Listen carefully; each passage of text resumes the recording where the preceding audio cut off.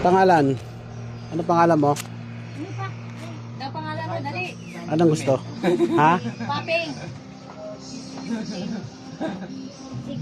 Anong gusto mo? Turo. Ingat.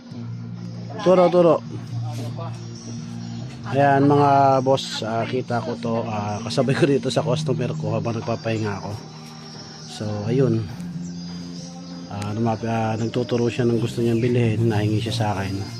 May itong bibili. Bibigyan mo. Ayan, nakakaawa naman siya. Naman si boss and tapos pagdating sa mga ganyan, mahina ang loob. Turo mo ikaw, turo mo na kan. Babayaran ko. Sige. Naibigyan mo nga rin ay. Turo. Dali, ituro mo na. Bilis. Gi, babayaran ko. Pagkain. Pagkain ha, wag sigarilyo ha. Pagkain yan. Hi. Wow.